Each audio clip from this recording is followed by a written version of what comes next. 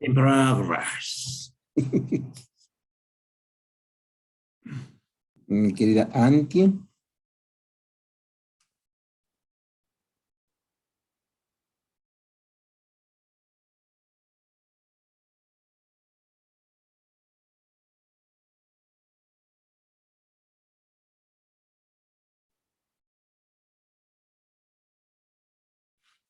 Dos personas más, vamos a dar un minuto y ahorita comenzamos.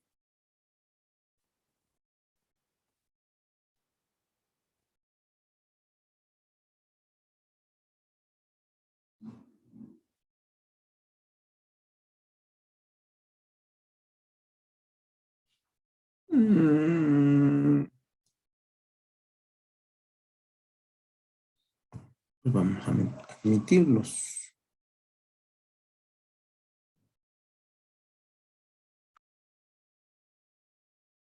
Ahí está Andrés.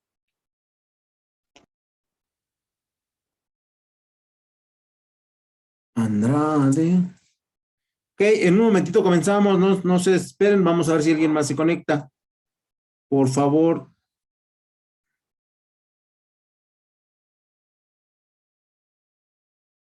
Buenas tardes, Santiago, ¿cómo estás?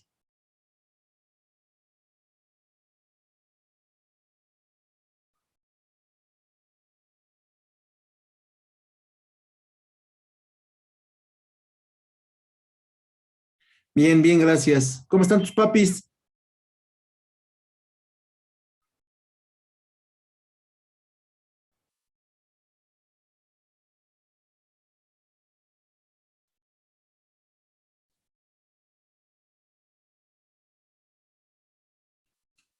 Bien, perfecto. Ah, perfecto. Bueno, pues vamos a comenzar ya para irnos rápido, ¿no, muchachos? ¿Cómo ven? Porque aparte yo comí algo y me hizo daño, por andar de comelón. Pero bueno, pues ni modo. ¿Qué es esto? Sí.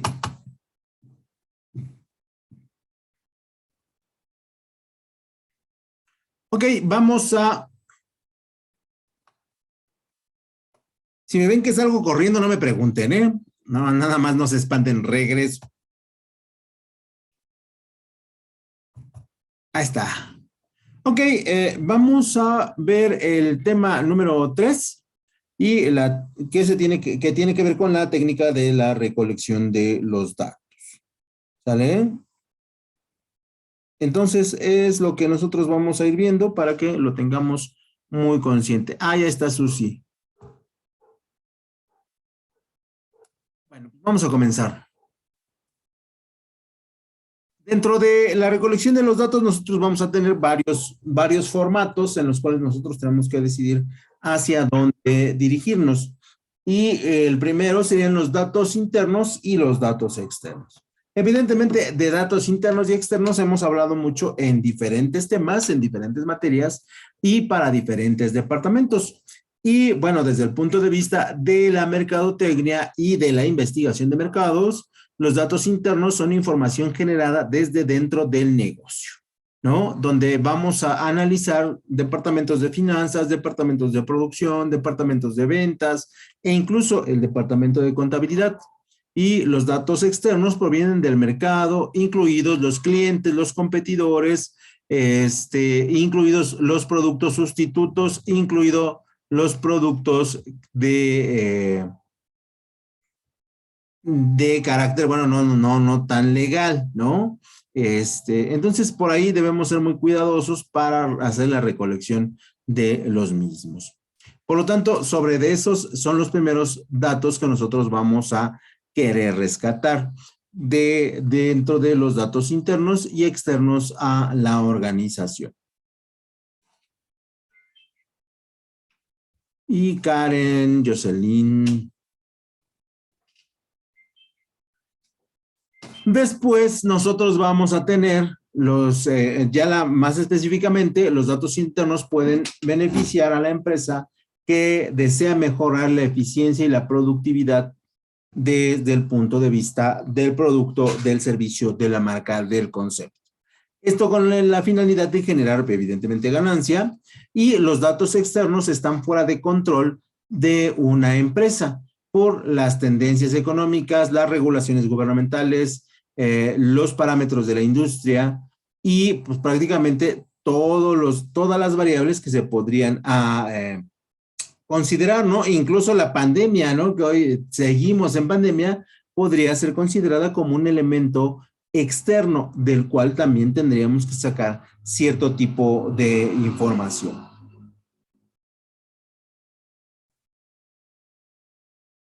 Y aquí siempre tendríamos que ir a las fuentes, tanto de los datos internos como de los datos externos.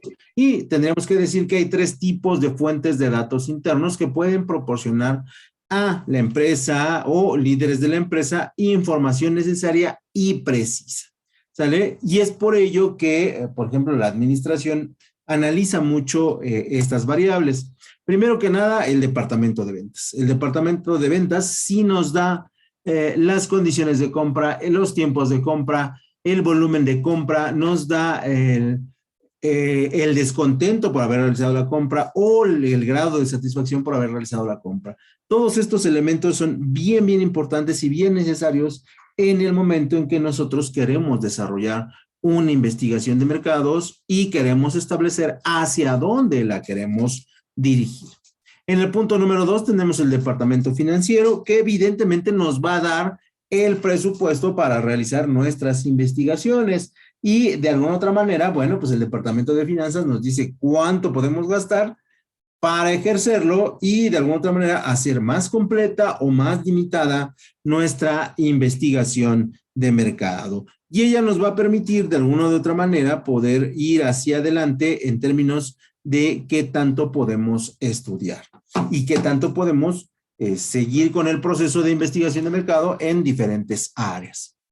Y finalmente tendremos el departamento, una cosa es el departamento financiero y otra cosa serían las áreas de las finanzas, porque aquí, repito, tiene que ver con cómo visualiza la empresa si el uso de la investigación de mercados es un gasto o es una inversión. Y aquí pues dependerá básicamente de los dueños, ¿no? Por más que a uno les diga que es una forma de invertir y una forma de obtener ventajas competitivas respecto de los productos, esto no necesariamente lo deben de creer los dueños de la empresa y no necesariamente nos tendrían que hacer caso. ¿Sale? Entonces, por eso tenemos que separar esos dos elementos para que si no se nos quiere dar la autorización, sea el departamento de finanzas que explique que nos vamos a gastar tanto dinero, que vamos a utilizar tales recursos para poder ejercer la investigación de mercado. Que, bueno, también tenemos que decirlo, hoy en día, bueno, los gastos son muy menores a lo que eran antes. En tercer lugar, tenemos lo que es el marketing ya propiamente, que evidentemente pues está inmiscuido en la investigación de mercados y que nos da una fuente de información realmente muy, muy precisa respecto de cómo estamos trabajando, de cómo es el desarrollo de nuestro producto, de cómo está siendo la aceptación de la marca, de cómo la competencia le hemos ganado o nos ha quitado algún porcentaje de éxito en los productos o en los servicios y de alguna otra manera ahí vamos a sacar yo creo que sin temor a equivocarme, el 80% de la información que nosotros tengamos disponible de manera interna. Y luego pues ya vendrían los datos externos que a menudo son asociados con datos abiertos vinculados. Denme un segundo que pase mi cliente de los globos. Espero a todos les hayan comprado un globo cuando fueron chiquitos, es lo básico, ¿no? Y decimos que en la parte de los datos externos nosotros vamos a tener datos abiertos vinculados y mercado de datos, ¿no? En este caso, las empresas van a recurrir a los tres tipos de datos sin importar que en algún momento se repitan, porque esto sí puede pasar, pero lo que normalmente suelen hacer las empresas es ir hacia adelante y decir que tenemos todos los datos, ¿no? Y que los estudiantes de mercadotecnia los analicen, ¿no? Los datos externos se refieren a cualquier tipo de dato que haya sido capturado, procesado y proporcionado desde fuera de la empresa, evidentemente.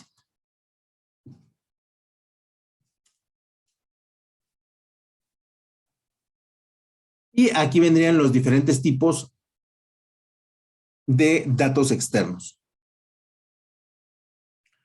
Basados en una revisión de las prácticas actuales, distinguimos 4 tipos de datos externos relevantes, pero no son los únicos. ¿Sale? Los datos abiertos, que son datos abiertos o open data, que se pueden distinguir como datos que están disponibles gratuitamente y que a todos pueden usar y volver a publicar sin restricciones de derechos de autor o patente. ¿Sale? Estos normalmente son los que se comparten entre las cámaras comerciales, entre las empresas del mismo ramo, con la intención de verificar pues, algunos datos. La costumbre, y porque esto es una costumbre, es que dentro de las empresas del mismo ramo o del mismo giro, como ustedes quieren llamarle, siempre hay un flujo de comunicación constante. Sí somos competidoras, sí queremos ser las dominantes en el mercado al cual pertenecemos, pero también sabemos que como entes solitarios nos va a ser difícil analizar cualquier tipo de datos. Y entonces, en ese sentido es que hay datos abiertos. Y estos datos abiertos nos permiten identificar algunos rangos a partir de las características que tienen los productos que nosotros sacamos o que distribuimos y que son parecidos a las de otras marcas, ¿no? Entonces, esa es como la intención de los datos abiertos. Luego vendrían lo que son los datos pagados, donde los datos pagados son disponibles a partir de la información que se recaba a través de los analíticos de Facebook, de Twitter, de Instagram, de WhatsApp, de Telegram, de Pinterest, que también es una plataforma, e incluso también de TikTok, ¿no? Por ahí siempre me preguntaban, ¿cómo se hacen ricas las empresas que hacen, que en teoría son aplicaciones gratuitas? Bueno, pues por el flujo de datos. Y entonces ustedes pueden llegar y pedir, oiga, deme los datos del mes de mayo de las personas menores a 25 años. Y entonces Facebook les va a dar un montón de cajas, ¿no? Y decir, estos son los datos. ¿Va usted a pagar tanto? ¿Quiere que sea en cheque o en efectivo? Y ya ustedes proceden a hacer el pago correspondiente, ¿no? Pueden pedir la información que ustedes quieran. Claro, mientras más específica sea la información, va a ser más costosa.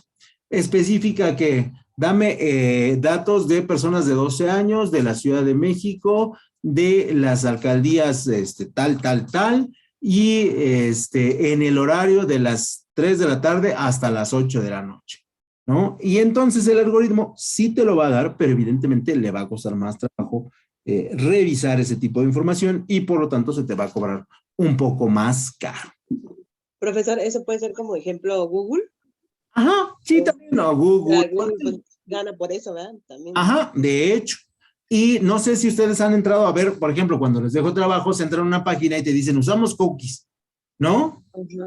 Y el cookie lo que hace es que traslada tus datos que están en tu correo electrónico a las centrales de Google, ¿no? De las oficinas, y ahí dice, oye, ¿sabes qué? Que eso sí, el día 14 de febrero no celebró con nadie porque estuvo haciendo la tarea de la materia tal, ¿no? O estuvo buscando información de la materia tal, ¿no? Y entonces esa información nos sirve o le sirve a alguna empresa que diga, a ver, ¿por qué Susi no celebró el 14 de febrero? ¿Qué falló?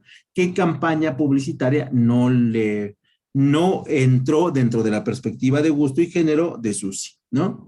Y es mucho también Google, sí, efectivamente. Con razón luego parece como que estuviéramos espiados, pero es por toda esa parte, ¿no? Exactamente, ¿no?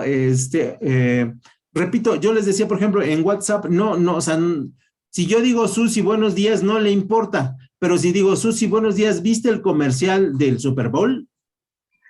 El primero. Y entonces ahí sí dicen, a ver, Super Bowl comercial, y esa información sí la jalan. Y entonces me dice, sí, fíjate que sí lo vi, quiero comprar lo que hayan anunciado. Y entonces no saca cómo me dijiste ni por qué me dijiste, sino saca que quieres comprar el producto tal. Ya, con razón. Luego a veces pareciera que te están leyendo la mente, La ¿no? mente, ¿no? Exactamente. Sí. Ah, ya. Exactamente. Por Ok. ejemplo, Amazon hace 2 años, tuvo un problema muy fuerte porque tú desconectabas la Alexa, ¿no? Y de todos modos el micrófono se quedaba activo durante las 24 horas del día. Entonces, prácticamente,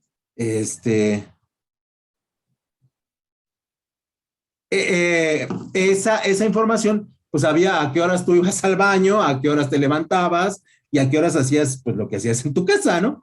Entonces Amazon tuvo algunos problemas en Estados Unidos porque ya era una invasión muy, muy fuerte a la privacidad. ¿Sale? Entonces, bueno, ahí vienen los datos pagados, ¿no? Y por eso sí pareciera que nos despían, pero realmente esto no sucede así. Ok. O no de manera total, ¿no? Más bien de manera parcial. Luego vienen los datos compartidos y dentro de los datos compartidos se refieren a los datos que se comparten entre empresas de los ecosistemas empresariales. Tanto datos abiertos como datos compartidos pueden hacerse entre las mismas empresas del ramo y de alguna otra manera, bueno, les sirven de información, aunque, bueno, cada empresa sabrá qué datos debe buscar y cómo los debe buscar. Y finalmente vendrían los datos de redes sociales, que también son datos pagados. Y aquí los datos de redes sociales se refieren a cómo el usuario comparte información de la plataforma y cómo interactúa con todas las apps que son a lo mejor de los mismos dueños o cómo vincula. Por ejemplo, tú puedes vincular un estado de Twitter con un estado de Facebook, ¿no? Y, por ejemplo, puedes descargar un video de TikTok y colocarlo en Facebook. O sea, hay una apertura por parte de las apps para que tú puedas prácticamente interactuar con todas ellas. Y esto te da ciertos rangos de consumo y el rango de consumo te permite establecer hacia dónde dirigir tu producto o tu servicio. ¿Sale? Y después, bueno, ya una vez que dejamos los datos internos y externos, pues ¿de dónde provienen esos datos? Los datos de las empresas, sobre todo los abiertos, vienen de diferentes fuentes. Tenemos empresas como Graphic API, que es de Facebook. Y recuerden, Facebook es una empresa, pero a su vez tiene muchas empresas contratadas que se dedican pues prácticamente a verificar cómo nos estamos moviendo en la red social. Por eso la necesidad de Facebook de comprar Instagram, de comprar WhatsApp para hacer un rastreo mucho más preciso y de alguna u otra manera poder determinar hacia dónde se dirige, ¿no? Pero no es a través de Facebook, o sea, Facebook dice yo no te espío, ¿no?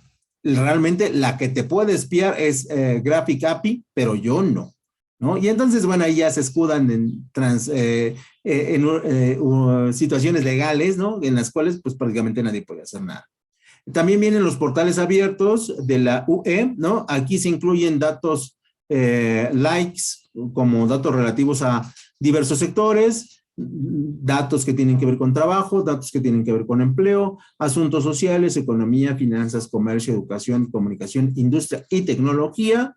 No sé, pero por ejemplo, no sé si alguien tenga teléfono Samsung, pero Samsung te dice, oye, ¿quieres entrar al app de Samsung?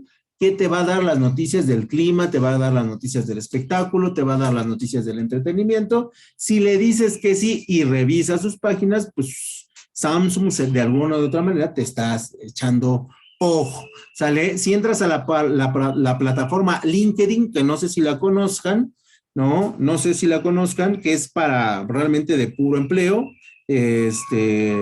o para conocer a profesionistas de diferentes áreas, pues ahí si entras, evidentemente también vienen datos desde el punto de vista económico, desde el punto de vista de las finanzas, que nos informan qué está pasando y también de la educación, porque en la página tú te registras y registras tu máximo nivel de estudios. Y de alguna otra manera, bueno, eso nos va dando ciertas tendencias. Luego vienen el Reset, que es una empresa dedicada especialmente a la evaluación de Twitter, o los streaming de Twitter, que también evalúan cómo estamos interactuando con las empresas y cómo está interactuando el público usuario con la red social. Reset es la primera en acceder a la información ya sea almacenada, y la segunda se puede monitorear en tiempo real cómo estamos interactuando.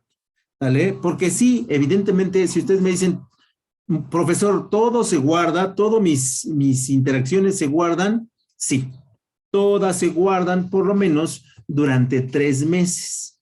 Después se le hace un ajuste, se borra lo que se conoce como el caché o la memoria de esos 3 meses, y vuelve a ingresar otra vez 3 meses de información. Claro que se van a otras plataformas donde se comprime más de información, pero si ustedes pudieran ver esos paquetes de, por ejemplo, Susana, de cuáles son sus interacciones, y te las empieza a decir, ¿no? No, fíjense que Susana checa recetas culinarias, ¿no? Y Susana ve Betty la Fea, y así te va dando, ¿no? O sea, información en la cual tú puedes ajustar un perfil muy, muy claro. Y luego también tenemos como fuentes de información externa, que serían los boletines oficiales del Estado, donde en ellos podemos encontrar información de los calendarios laborales, en función de los problemas que tienen ciertas comunidades, qué necesidades tiene la comunidad. Información de, por ejemplo, hoy muy de moda, los sistemas de salud, ¿no? Que hoy, por ejemplo, nos enteramos de la vacunación vía Facebook, vía Twitter, ¿no? Y es la manera en que los gobiernos interactúan para tener una información clara y precisa con nosotros. Y ya finalmente tendríamos a AMET, que es un portal de información meteorológica que utilizan las empresas. Y ahí en el video yo decía, pues ¿para qué querré saber la meteorología? Es bien importante, muchachos, para el desarrollo de un evento. Sobre todo eventos masivos, es bien importante y bien necesario saber cómo va a estar el clima. ¿Sale? Esto previene, pues, al propio evento, previene el tipo de publicidad y propaganda que tú vas a desarrollar, y también por ejemplo, el concepto sobre el cual tú vas a hacer girar el evento.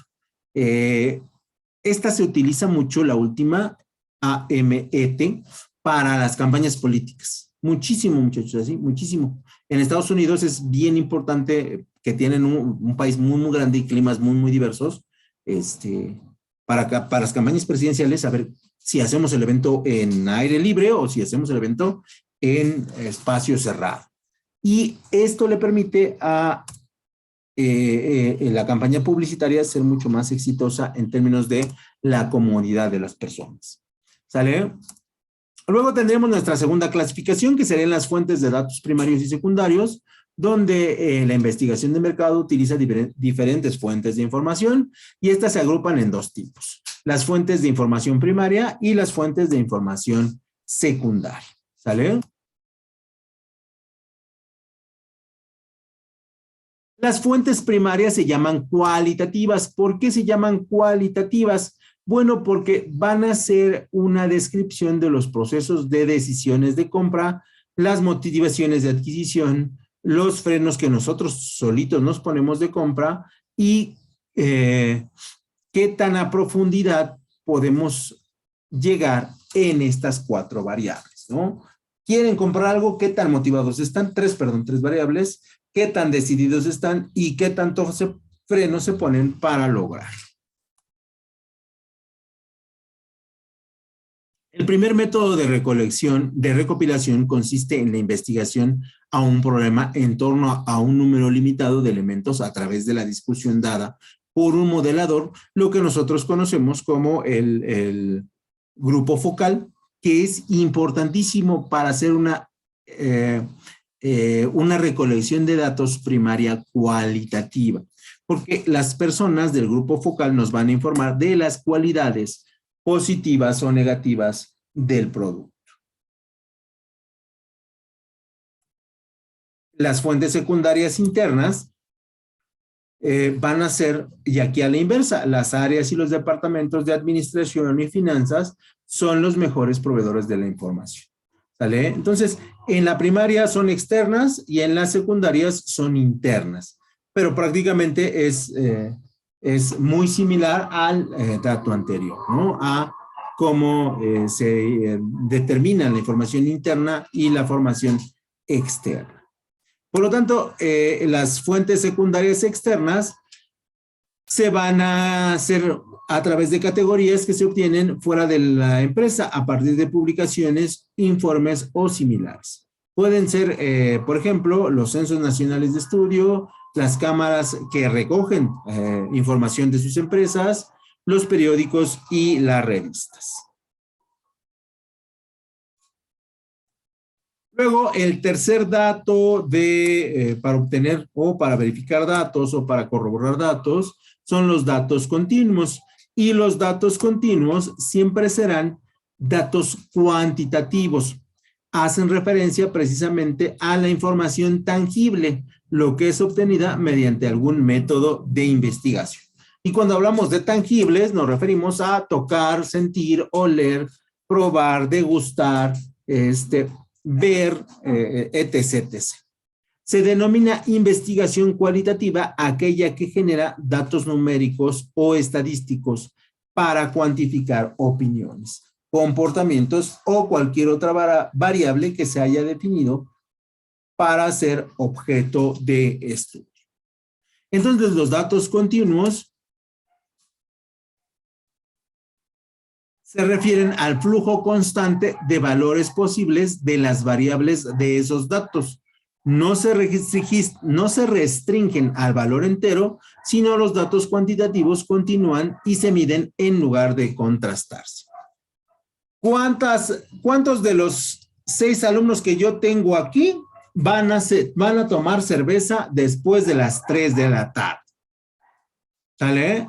Ese es un dato cuantitativo que refleja el flujo constante de valores posibles. De los 6 alumnos que yo tengo aquí, ¿quién tomaría cerveza después de las 3 de la tarde, muchachos? Sean honestos. No finjan. Yo también. Andrade se va a echar una cervecita. ¿Sale? Ese es el valor posible, que sería por ahí de a lo mejor, un 11%. Ese es el valor posible de las variables. ¿De cuántas variables? De 6 variables, porque son los alumnos que tenemos en plataforma. Estos datos no se restringen a valores enteros, porque posiblemente a la hora de llegar la comida o llegar la noche, tal vez alguien diga, ¿sabes qué? Que sí me lanzo por unas cervezas. Y los datos cuantitativos continuos se miden en lugar de contrastarse. Sí, a lo mejor uno dijo que sí y 5 dijeron que no. Pero de esos 5, posiblemente 2 más caigan en las garras de la cerveza. Posiblemente.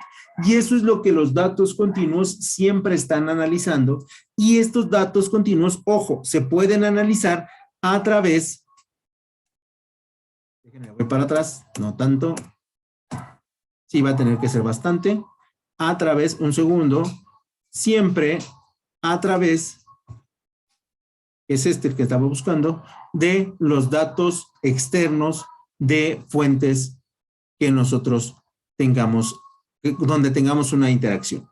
¿Sale? Ya sea Facebook, ya sea LinkedIn, ya sea Instagram, ya sea WhatsApp, cualquier fuente nos va a servir para corroborar esos datos.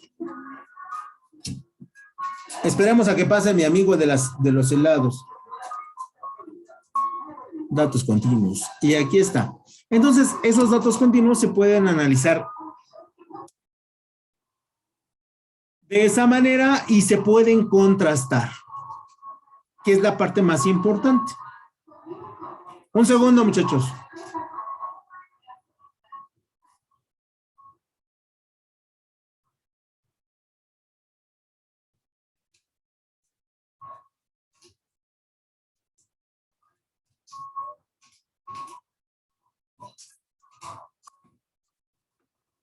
Esperen, esperen, porque me está engañando.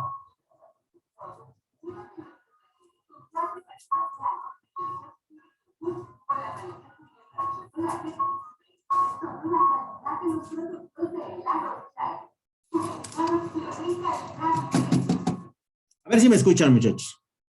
Y finalmente cerraríamos con las características de la buena información, que hay que apurarnos porque nada más nos quedan 10 minutos. Y decimos que una buena información debe ser, ¿qué? Debe ser precisa. ¿Sale? Yo hago mucho énfasis en el video. Liliana, ya para que entra. Hago mucho énfasis en que si pedimos peras, nos den peras, no manzanas, no uvas. ¿Sale? Y ahí viene la precisión de la información. ¿Sale? Después tendríamos lo que son, bueno, dentro de la precisión es importante porque esto nos va a permitir medir y poder tomar decisiones que sean favorables para la organización. Entonces, sí es importante que siempre que analizamos la información, esta sea lo más precisa que se pueda obtener. ¿Vale? Hay ocasiones que, bueno, por ciertos tipos de informaciones no es posible, pero en la mayoría de las veces sí la información se puede contrastar y es precisa. Y mi computadora, ya está. Pensé que mi computadora ya se iba a trabar. En el punto número 2, la información debe ser completa, ¿no? Y si pido 4 hojas de investigación, no me lleguen 5, no me lleguen 3, me lleguen 4. Es lo que estoy pidiendo y que sea sobre lo que pedí. Manzanas y no peras. Por lo tanto, una información completa, pues no puede ser suficientemente válida para la toma de decisiones y ahí radica el éxito o fracaso de una buena investigación de mercados.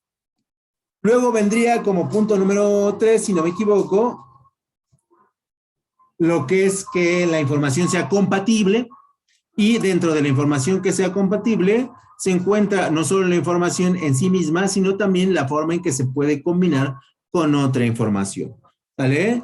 Yo les digo que la inflación se va a acumular el 7% anual y entonces tendríamos que ver el índice nacional de precios al consumidor para ver cómo le va a impactar a cada producto durante los 12 meses del año. Y ahí la información es que se vuelve compatible.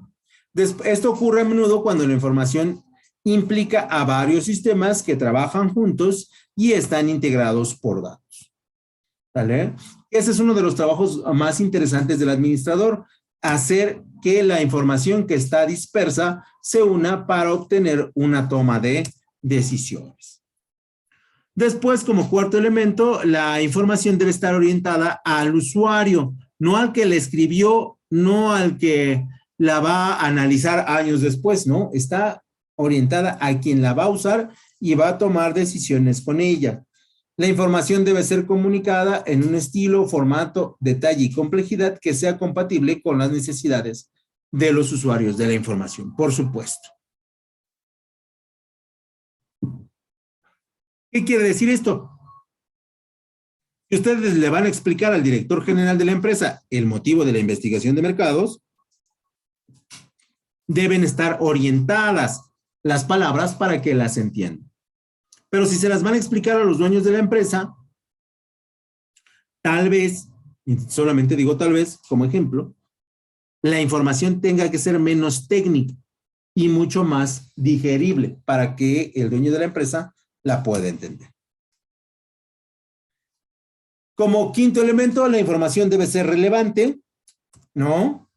Y si les pido información de la manzana, no quiero información de los huesitos de la manzana, porque esa información tal vez no me sirva. No quiero información de cuánto tarda una manzana en estar lista para hacer comida. No me interesa en cuánto tiempo tarda una manzana en echarse a perder. Yo lo que requiero es que me digan cuántas toneladas de manzanas se cosecharon en una temporada.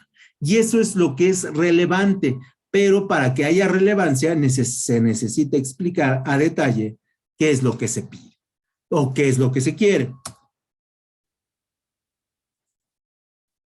Después tendremos que la información es accesible, por supuesto, que, repito, la podamos obtener prácticamente de cualquier área de la empresa, que no esté restringida a menos de que pues así se le considere. La información debe ser oportuna. Si hoy me informan que no pudieron hacer exámenes la semana que viene, a mí de nada me sirve, porque ustedes me van a preguntar, profesor, ¿qué voy a hacer con mi examen? Yo lo más seguro es que les diga que no sé. Y entonces ahí cuando la información es oportuna, les digo, muchachos, no se preocupen, se van a reprogramar los exámenes porque la plataforma se cayó, la información se está haciendo oportuna. También la información debe ser fácil de usar, ¿no? A partir de a quién va a dirigir. ¿Estamos de acuerdo? Si vamos a dirigirnos a un científico, bueno, pues la información tendrá que estar enfocada en su canal que él conoce y las palabras que él conoce. Si la información está dirigida a un niño de secundaria, bueno, la información tendrá que ser adaptable, fácil de usar. Esas serían las características de la información, de la investigación primaria, secundaria, de datos continuos y datos discontinuos. Muchachos, ¿tienen alguna duda antes de que me pare por mi dolor de estómago? Voy a decir otra palabra, pero... No, profe, todo claro. ¿Todo claro? ¿Todo claro? ¿Todo sin Sí, excusas? profe. Bueno, pues entonces los veo la próxima semana. Cuídense mucho y pórtense mal. Bonito fin de semana. Vean el Supertazón, tómense una cerveza. ¿Vale? Sí, mañana toca la cerveza. Y usted cuídese de su Sí. estómago para que mañana vea el Super Bowl. ¿Quién sabe qué me hizo daño? Yo creo que la esposa me quiere envenenar, pero no me voy a dejar. Ya ve cómo es. Cuídense mucho. Sale, profe.